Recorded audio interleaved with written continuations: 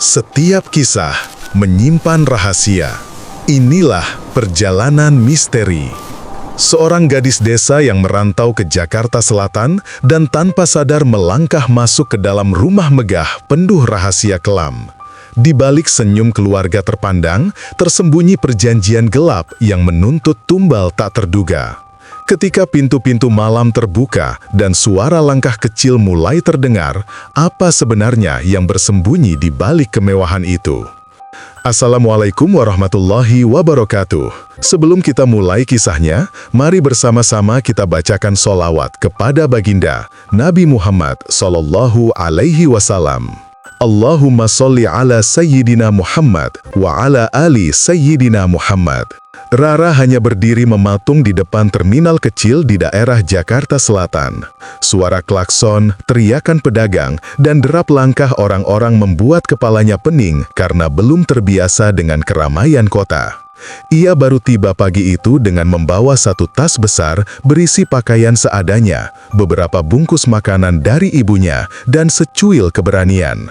Rara berasal dari sebuah desa kecil di Jawa Tengah. Hidupnya sederhana, serba kekurangan, dan kadang makan pun harus menunggu hasil kebun ayahnya panen.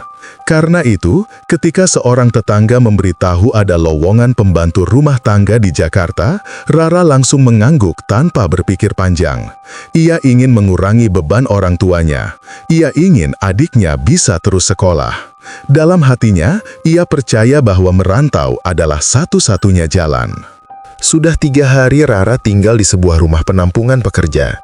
Ia bangun pagi, mandi cepat, lalu mencari iklan pekerjaan dari mulut ke mulut. Beberapa majikan menolak karena tubuhnya masih tampak seperti anak sekolah. Ada yang meminta pengalaman, ada yang hanya melirik lalu mengatakan tidak butuh tenaga tambahan. Setiap hari Rara pulang dengan langkah berat dan perut kosong, tapi rasa putus asa tak pernah benar-benar tumbuh. Ia yakin suatu saat akan ada pintu yang terbuka. Hingga pada siang hari di hari ketiga, seseorang menghampirinya. Seorang nenek berkerudung merah muda dengan senyum ramah namun tatapan matanya sulit ditebak.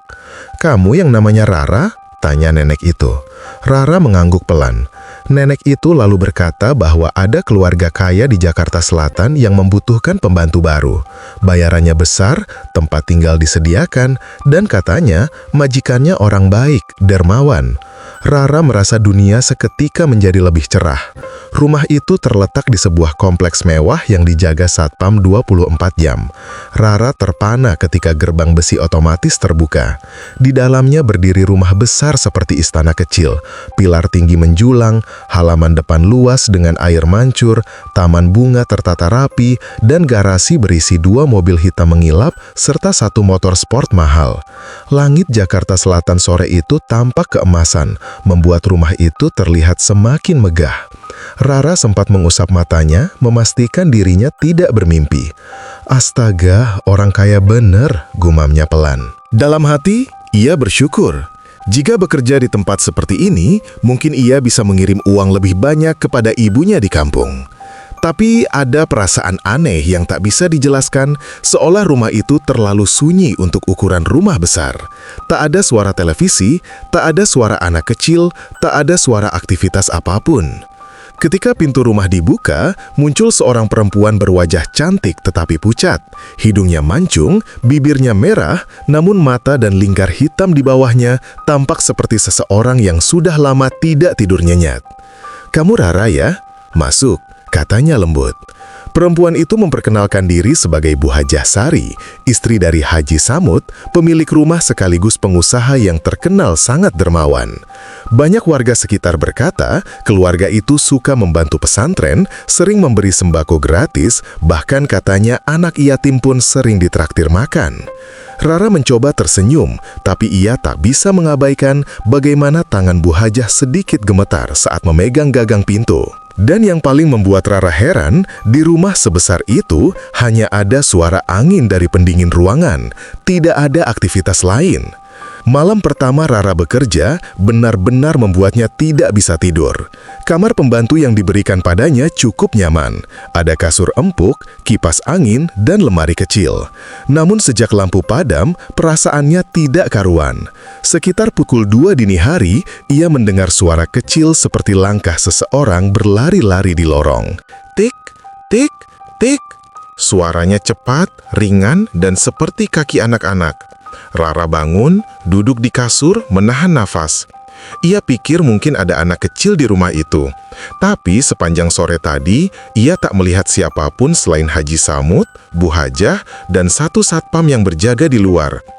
Ia membuka pintu kamarnya sedikit untuk memastikan. Lorong itu gelap, tapi suara itu terdengar jelas. Seperti sesuatu sedang bermain atau bersembunyi. Rara menelan ludah lalu menutup pintu perlahan. Malam itu, ia memeluk kedua lututnya sampai matahari terbit, mencoba meyakinkan diri bahwa itu hanya suara tikus. Padahal, jauh di dasar hatinya, ia tahu itu bukan suara hewan. Keesokan paginya, mata Rara sembab karena kurang tidur. Saat ia sedang membersihkan ruang tamu, tiba-tiba satpam rumah itu muncul dari pintu samping. Namanya Pak Wawan. Tubuhnya kekar, kulitnya gelap, dan wajahnya terlihat keras seperti orang yang terbiasa menghadapi banyak masalah. Namun ketika ia melihat Rara, nada suaranya sangat berbeda, lembut seperti menenangkan anak kecil. "Kamu nggak tidur semalam ya?" tanyanya sambil menatap dalam. Rara hanya mengangguk. Ia tak berani bercerita soal suara langkah kecil yang ia dengar. Tapi Pak Wawan memperhatikan Rara lebih lama dari seharusnya, sebelum akhirnya berkata pelan, "Kalau malam dengar suara aneh, jangan dibuka pintunya. Biarin aja, fokus kerja aja, jangan macam-macam." Rara langsung merinding. Kalimat itu terdengar seperti peringatan. Tapi bagaimana mungkin ia bisa acuh kalau suaranya benar-benar nyata? Menjelang siang, Rara mulai mengenali pola kehidupan di rumah itu. Haji Samud hampir tidak pernah berada di rumah. Kata Bu Hajah, ia sibuk mengurus bisnisnya yang banyak, showroom mobil, impor barang, dan properti. "Keluarga kami memang sibuk, Rah," kata Bu Hajah sambil tersenyum tipis. "Makanya kami butuh pembantu yang cekatan." Rara mengangguk. Namun, saat ia berjalan melewati meja ruang keluarga, matanya menangkap sesuatu yang membuat hatinya berdegup aneh. Ada foto keluarga yang dipajang di sana. Foto Haji Samud, Bu Hajah, dan seorang pemuda tampan berumur sekitar 20 tahun yang mengenakan toga wisuda. Di bawahnya tertulis, "Untuk anakku tercinta, Farel Belanda, 2022. Rara sempat memandangi foto itu lama. Jadi mereka punya anak, gumamnya. Namun, terlintas pertanyaan dalam benaknya. Kalau mereka punya anak, harusnya ada tanda-tanda kehidupan pemuda itu di rumah. Tapi tidak ada satupun barang anak muda, tidak ada kamar yang terbuka, tidak ada poster, tidak ada sepatu olahraga. Seolah rumah itu hanya dihuni 2 orang, dan sesuatu yang ia dengar semalam. Saat sore mulai turun, Rara mendapat tugas tambahan dari Bu Hajah untuk membereskan kamar lantai 2. Kamar itu sebelumnya ditempati pembantu lama bernama Sumi. "Dia pulang kampung mendadak," kata Bu Hajah pelan. "Katanya ibunya sakit, jadi kamu yang ganti." Tapi ada tatapan aneh di mata Bu Hajah ketika menyebut nama Sumi. Seolah ia sedang menyembunyikan sesuatu. Rara mengangguk dan naik ke lantai 2. Koridor lantai atas terasa lebih dingin dan sunyi.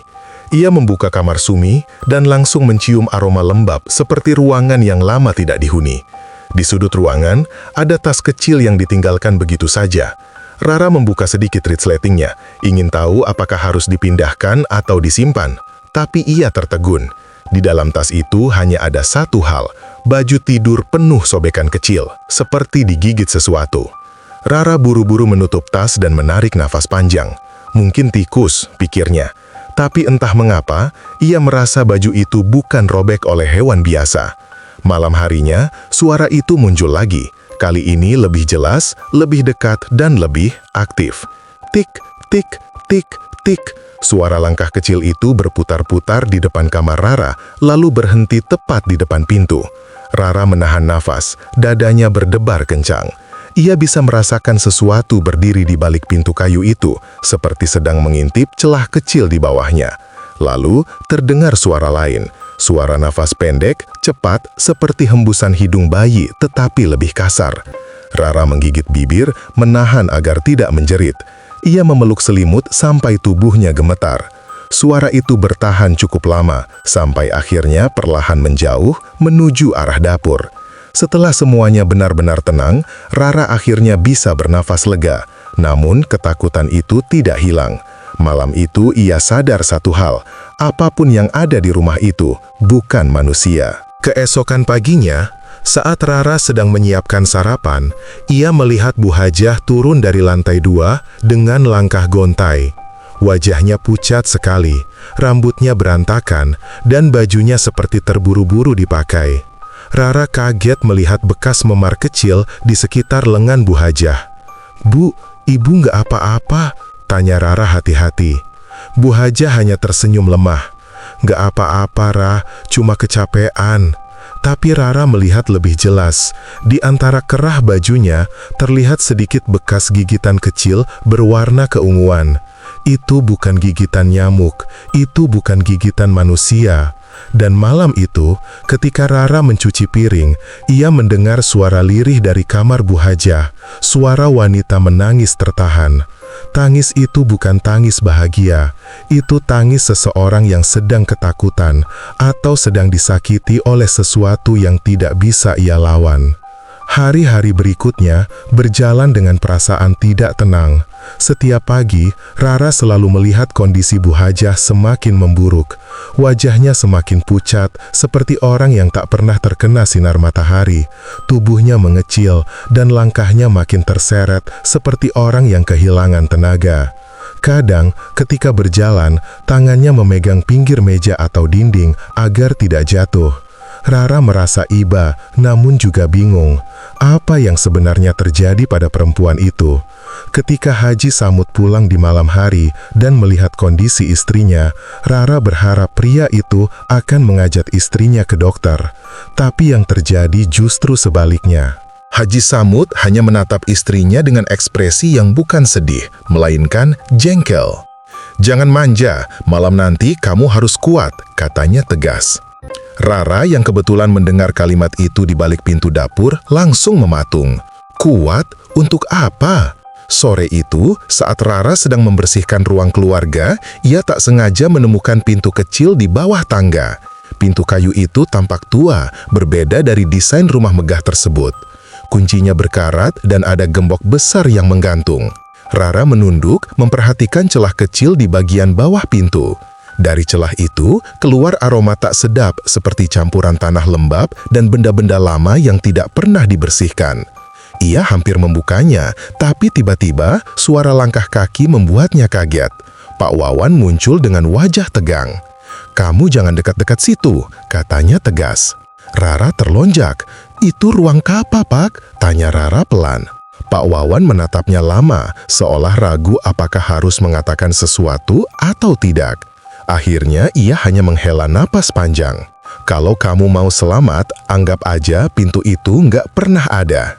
Jawaban itu membuat bulu kuduk Rara berdiri, namun yang lebih membuatnya takut adalah cara Pak Wawan mengatakannya, seolah ia benar-benar pernah melihat sesuatu mengerikan terkait pintu itu. Malam itu, Rara terbangun oleh suara ketukan kecil. Tak, tak, tak. Suaranya pelan, tapi jelas berasal dari arah pintu kamarnya. Rara menahan napas, ia tidak berani bergerak. Ketukan itu kemudian berhenti. Lalu terdengar suara kecil, seperti sedang mengendus-ngendus, mencari celah. Rara menutup telinganya, berharap suara itu menghilang. Tapi beberapa detik kemudian, suara lain datang dari arah lorong. Kali ini suara lembut, suara langkah seorang wanita. Rara mengenali langkah itu sebagai langkah Bu Hajah. Perlahan Rara berdiri dan membuka pintu sedikit, hanya sebatas satu celah kecil. Dan dari celah itu ia melihat sesuatu yang membuat jantungnya hampir berhenti. Di lorong, Bu Hajah berdiri sambil memegangi dadanya yang gemetar. Di bawah kakinya, ada bayangan kecil berlari cepat lalu bersembunyi di balik meja. Bu Hajah memanggil lirih, "Sini, sini, cepat." Nada suaranya seperti seorang ibu memanggil bayinya, tapi matanya kosong, seperti orang yang pasrah. Rara menutup pintu dengan cepat, tubuhnya gemetar hebat.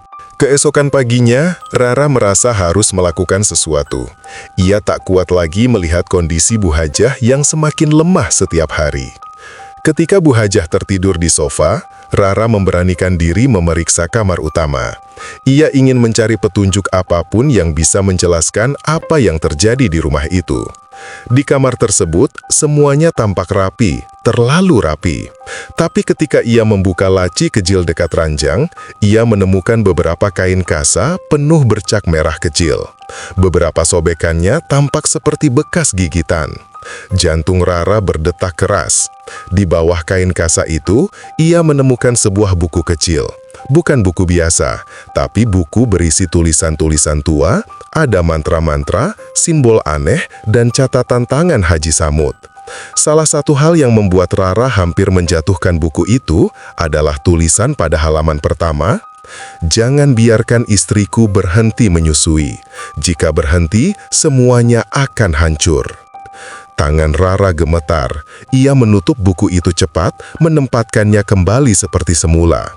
Tapi di kepalanya, seluruh kejadian mulai tersambung. Rumah megah, kekayaan berlimpah, suara langkah kecil, kondisi Bu Hajah yang semakin buruk, dan kini buku pesugihan itu. Rara mulai paham, keluarga itu melakukan pesugihan, dan istrinya menjadi tumbal yang harus melayani makhluk itu setiap malam. Menjelang sore, Rara ingin bicara pada Pak Wawan. Ia merasa pria itu tahu sesuatu. Ketika Pak Wawan sedang menyapu halaman, Rara mendekatinya. "Pak, saya lihat sesuatu semalam," katanya dengan suara gemetar. Pak Wawan langsung berhenti menyapu. "Kamu lihat apa?" Rara menarik napas panjang, lalu berkata jujur, "Saya lihat itu anak kecil sama Bu Hajah." Wajah Pak Wawan berubah tegang seketika. Ia menatap Rara dengan tatapan serius, lebih serius daripada sebelumnya. "Kamu harus hati-hati, begitu kamu tahu, kamu jadi sasaran." Rara membeku. "Sasaran? Apa, Pak?" tanya Rara pelan. Pak Wawan mendekat dan berbisik, "Makhluk itu nggak suka kalau ada yang tahu rahasianya. Pembantu sebelum kamu, Sumi, dia bukan pulang kampung, dia hilang. Malam terakhir sebelum menghilang, dia bilang dia mau cerita soal sesuatu yang dia lihat." Dunia Rara seketika terasa berputar. Ia menelan ludah, tubuhnya lemas. Kini semuanya jelas. Ada sesuatu yang jauh lebih mengerikan dari sekadar pesugihan. Ada rahasia gelap yang membuat nyawa siapapun bisa hilang kapan saja. Sejak mendengar pengakuan Pak Wawan tentang Sumi, malam-malam Rara tidak pernah lagi terasa aman. Ia selalu tidur sambil memeluk bantal dan menutup pintu rapat-rapat, bahkan menaruh kursi di belakangnya agar tidak mudah terbuka. Namun meski begitu, suara langkah kecil itu tetap datang. Tik, tik, tik. Kadang terdengar dari plafon, kadang dari bawah tempat tidur, dan paling sering dari koridor panjang yang mengarah ke kamar-kamar. Suara itu seolah sengaja ingin membuat Rara tidak tenang, ingin membuatnya menyerah. Namun ada satu malam yang membuat semuanya berubah menjadi jauh lebih menakutkan. Malam itu, suara langkah kecil itu berhenti tepat di depan pintu Rara seperti biasa. Tapi kali ini bukan suara langkah, bukan pula suara napas kecil, melainkan suara tertawa. Tertawa kecil, seperti tawa seorang anak berumur 2 tahun, tapi bernada serak dan rendah. Rara membekap mulutnya agar tidak menjerit. Itu bukan suara manusia, dan ia akhirnya sadar makhluk itu kini tahu bahwa dirinya sudah mengetahui keberadaannya. Keesokan harinya, Rara berniat kabur. Ia tidak peduli lagi soal gaji, soal majikan, atau soal janjinya untuk menabung demi keluarga di kampung. Ia hanya ingin selamat. Tapi ketika ia menyiapkan tas kecil dan hendak keluar melalui pintu belakang, Haji Samud muncul tiba-tiba. Seolah laki-laki itu tahu rencananya. "Mau kemana kamu?" Suaranya datar, tapi sorot matanya membuat Rara menggigil. Dalam hati, Rara memaksa dirinya tetap tenang. Anu Pak, saya mau beli sabun di warung." Haji Samud perlahan mendekat, menunduk dan menatap wajah Rara lekat-lekat. "Warung ada satpam yang bisa belikan. Kamu nggak perlu pergi kemana-mana," ucapnya sambil tersenyum kecil. Tapi senyuman itu bukan senyuman ramah, melainkan senyuman seseorang yang sedang memperingatkan. Rara menelan ludah. Ia membenarkan tasnya kembali ke dalam kamar. Dalam perjalanan kembali, lututnya gemetar. Ia tahu satu hal, keluar dari rumah itu bukan perkara mudah. Seolah mereka ingin memastikan Rara tetap ada di dalam, sebagai saksi atau mungkin calon tumbal berikutnya. Sore itu, Rara kembali memberanikan diri berbicara dengan Pak Wawan. Ketika satpam itu sedang menyiram tanaman, Rara mendekat. "Pak, saya mau pulang, saya takut," ucapnya dengan suara hampir menangis. Pak Wawan berhenti, menatap langit senja sebentar, lalu berkata, "Saya juga pengen pergi dari sini, Ra, tapi bukan tempat ini yang nahan saya. Yang nahan tuh dia." Rara langsung paham siapa yang dimaksud. "Apa nggak bisa, Pak? Kita kabur bareng?" Tanya Rara penuh harap, tapi Pak Wawan hanya menggeleng. "Saya udah lihat banyak hal di rumah ini, udah terlalu banyak yang saya tahu. Kalau saya kabur, saya yakin saya jadi target pertama." Rara menggigit bibir, matanya mulai panas. "Terus saya harus gimana?" Pak Wawan menoleh padanya, kali ini dengan tatapan iba yang tulus. "Satu-satunya cara kamu bisa keluar hidup-hidup adalah nunggu momen ketika rumah ini goyah. Dan itu cuma bisa terjadi kalau Bu Hajah berhenti jadi tumbal." Rara terdiam. Di otaknya, semua keping kejadian mulai tersusun. Penyusuan itu adalah pusat dari seluruh kekuatan pesugihan, dan Bu Hajah sudah berada di batas kemampuannya. Cepat atau lambat, sesuatu akan terjadi. Malam harinya, sesuatu memang terjadi. Rara baru saja menutup matanya ketika tiba-tiba terdengar suara jeritan lirih dari kamar utama. Bukan jeritan kesakitan, tapi jeritan ketakutan. "Bang, jangan lagi, aku nggak sanggup." Suara Bu Hajah. Rara sontak bangun dan berlari ke koridor. Dari sana, ia melihat pintu kamar utama terbuka sedikit. Di dalam kamar, Haji Samud berdiri di samping ranjang, tampak marah, wajahnya memerah. Kamu tahu kalau kita berhenti, semua selesai," teriaknya. Rara melihat tubuh Bu Hajah gemetar hebat, matanya berlinang, tangan menggenggam selimut erat-erat. "Aku nggak bisa, paru-paruku sakit, badanku dingin, aku nggak sanggup lagi, Bang." Haji Samud mendekat, menarik tangan istrinya dengan kasar. "Kalau kamu berhenti, harta kita hilang, usaha hancur. Kamu mau anak kita pulang dan lihat kita miskin lagi?" Rara menahan napas. Ia tahu ia tak boleh terlihat, tapi ia tidak bisa mengalihkan pandangannya dari pemandangan itu. Dan kemudian, dari sisi ranjang, muncul sosok kecil itu. Mata besarnya melotot langsung ke arah Bu Hajah, seolah memahami apa yang sedang diperebutkan. Tubuhnya bergerak cepat, memanjat ranjang, dan merangkak ke arah dada Bu Hajah. Rara menutup mulutnya rapat-rapat. Ia tahu malam itu sesuatu yang lebih mengerikan akan terjadi. Begitu makhluk kecil itu menyentuh tubuh Bu Hajah, perempuan itu langsung menjerit keras. Tubuhnya melengkung seperti orang tersengat listrik. "Hentikan!" teriaknya, namun Haji Samud malah menahan bahunya. "Sari, kamu harus, sedikit lagi, sedikit lagi." Makhluk itu menempelkan mulut kecilnya pada kulit Bu Hajah, menghisap dengan cepat dan kasar. Rara melihat bekas merah muncul dalam hitungan detik. Tubuh Bu Hajah kejang-kejang, nafasnya tersengal-sengal. "Bang, lepaskan, sakit banget," suaranya parau. Tapi Haji Samud tidak mundur, justru ia menekan tubuh istrinya agar makhluk itu bisa menyusu lebih leluasa. "Demi harta kita, demi hidup kita, kamu harus bertahan." Jeritan itu semakin lama semakin melemah.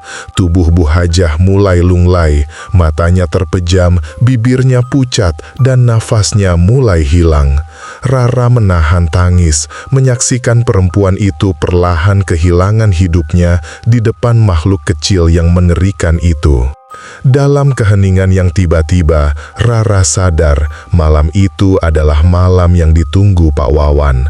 Malam ketika tumbal pesugihan itu tidak lagi mampu memberikan apa yang dibutuhkan. Dan dalam rumah besar itu, sesuatu yang lebih besar akan runtuh. Pagi itu rumah Haji Samud dipenuhi panik. Suara teriakan kecil pecah dari kamar utama membuat seluruh penghuni rumah berhamburan. Rara yang sedang membersihkan ruang tengah langsung menghentikan gerakannya. Dari balik pintu kamar, ia mendengar suara pecah seperti mangkuk jatuh, diikuti tangis lirih yang terdengar sangat aneh, bukan tangis manusia. Dengan tubuh bergetar, Rara memberanikan diri mendekat. Ketika pintu kamar akhirnya terbuka keras, Haji Samud melangkah keluar dengan wajah pucat pasi. Dari dalam kamar, Rara melihat sekilas tubuh Bu Hajah tergeletak lemas di kasur, matanya terbuka kosong, dan di dadanya ada jejak merah seperti gigitan kecil. Suara tangis aneh itu, lirih, serak, dan sangat dingin, tiba-tiba berhenti begitu saja. Rara tak sanggup menahan napasnya. Ia yakin suara itu bukan berasal dari manusia, bukan pula hewan. Seolah sesuatu yang selama ini tersembunyi, kini menampakkan diri tanpa peduli penyaksiannya. Di saat itu, Rara tahu, sesuatu yang kelam di rumah itu akhirnya kehilangan kendalinya. Kejadian itu mengguncang rumah megah tersebut. Bu Hajah dinyatakan meninggal mendadak, dan dokter yang datang hanya menggeleng-gelengkan kepala. Kelelahan ekstrim, katanya singkat. Namun Rara melihat jelas ada sesuatu yang jauh lebih mengerikan dari sekedar kelelahan. Sejak kematian istrinya, Haji Samud terlihat jauh lebih kacau. Ia tidak lagi rapi, tidak lagi tenang. Wajahnya yang dulu selalu tampak teduh, kini seperti dihantui ketakutan mendalam. Setiap malam, Rara mendengar suara langkah kecil berlari-lari di lorong, suara tawa cekikikan, dan bisikan yang memanggil-manggil nama seseorang. Kadang suara itu memanggil, "Bu, Haj, Jah," dengan nada panjang dan menyayat. Rara tak lagi bisa tidur nyenyak. Ia selalu menahan napas tiap kali suara itu lewat dekat kamarnya. Hingga suatu malam, ia melihat sosok putih kecil berlari cepat menuju kamar Haji Samud. Wujudnya samar, namun bentuk kepalanya botak dan matanya hanya 2 titik hitam besar yang memancar marah. Malam-malam berikutnya semakin menjadi. Haji Samud bahkan sering berteriak keras seperti sedang bertengkar dengan sesuatu yang tidak terlihat. Rara menyadari bahwa semenjak Bu Hajah meninggal, tuyul itu seperti kehilangan ibu yang selama ini memberinya kekuatan. Dan kini makhluk itu menagihnya dari Haji Samud dengan cara yang jauh lebih buas. Kehancuran itu datang perlahan, tapi pasti. Usaha Haji Samud yang tadinya selalu ramai, tiba-tiba sepi. Uang di rekeningnya lenyap seperti ditelan bumi. Bisnis yang ia bangun bertahun-tahun runtuh dalam hitungan minggu. Banyak tetangga mulai bergosip mengatakan bahwa Haji Samud terkena kutuk karena kikir. Padahal kenyataannya sebaliknya, ia dikenal sangat dermawan. Tetapi Rara tahu, semua yang dimiliki keluarga itu bukan berasal dari kerja keras, melainkan dari pesugihan tuyul yang dilakukan secara tersembunyi. Ia menyaksikan sendiri bagaimana setiap malam Bu Hajah menyusui makhluk itu sampai tak sanggup bangun keesokan harinya. Setelah Bu Hajah tiada, tuyul itu seolah menjadi liar. Rumah besar itu yang sebelumnya terasa megah, kini seperti sarang kegelapan. Suara barang-barang pecah, benda jatuh, dan tawa makhluk kecil itu terdengar semakin sering. Di suatu subuh, Rara melihat Haji Samud duduk di ruang tamu dengan tubuh gemetar, kedua tangannya memegang kepala. "Aku sudah beri semua yang kau mau," gumamnya lirih, berbicara kepada sesuatu yang tidak bisa dilihat manusia biasa. Tapi Rara tahu, makhluk kecil itu sedang menatapnya dari balik lemari. Ia merasakan tatapannya menusuk tulang belakang. Kegelapan yang dulu ditutup rapat kini terbuka lebar, dan Rara hanyalah saksi yang tanpa sengaja melihat kehancuran akhir keluarga itu. Suatu malam, hujan turun deras, petir menyambar seperti memecah langit. Di tengah hujan itulah Rara terbangun oleh suara jeritan memilukan dari kamar Haji Samud. Jeritan panjang, penuh rasa sakit, takut, dan penyesalan. Rara berlari keluar kamar, memegang pintu yang bergetar seakan ada sesuatu yang menggedor dari dalam.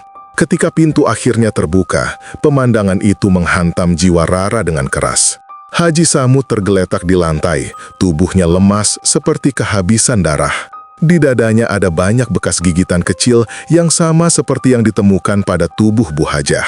Ruangan itu berantakan, semua barang berserakan seperti habis diserang makhluk buas. Tapi yang paling membuat Rara tak sanggup berkata-kata adalah bayangan kecil berkepala botak yang berdiri membelakanginya sebelum tiba-tiba menghilang dalam sekejap.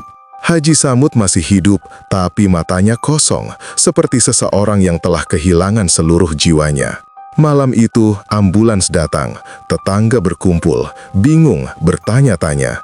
Namun tidak seorang pun mengetahui apa yang sebenarnya terjadi di dalam rumah itu, kecuali Rara. Setelah kejadian itu, rumah megah Haji Samud mulai ditinggalkan.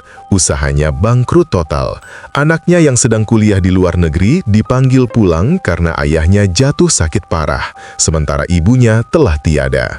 Semua harta benda dijual untuk biaya pengobatan, namun tak ada yang bisa memulihkan kondisi Haji Samud yang kini hanya bisa menatap kosong setiap hari. Rara memilih pergi dari rumah itu setelah memberikan kesaksiannya kepada pihak keluarga tentang apa yang ia lihat, apa yang ia dengar, dan apa yang sebenarnya terjadi. Keluarga besar mereka akhirnya mengetahui bahwa pesugihan tuyul itulah yang menjadi akar dari semua kehancuran. Rahasia gelap yang selama ini disembunyikan rapat kini terbongkar sepenuhnya. Rara pergi dengan perasaan lega sekaligus ngeri. Lega karena ia berhasil keluar hidup-hidup, namun ngeri karena ia tahu dunia ini masih menyimpan banyak kegelapan lain yang tidak semua mata bisa melihat. Rumah megah itu kini kosong dan dibiarkan terbengkalai. Orang-orang bilang setiap malam masih terdengar suara langkah kecil berlari-lari di dalamnya. Namun hanya satu hal yang Rara yakini, akhir dari keluarga itu adalah bayaran dari perjanjian yang mereka buat sendiri. Dan ia saksi bisu dari kisah pesugihan tuyul paling mengerikan di Jakarta Selatan. Kalau kamu suka cerita tadi, jangan lupa like, subscribe, dan bagikan ke temanmu. Sampai jumpa di kisah perjalanan misteri selanjutnya. Wassalamualaikum warahmatullahi wabarakatuh.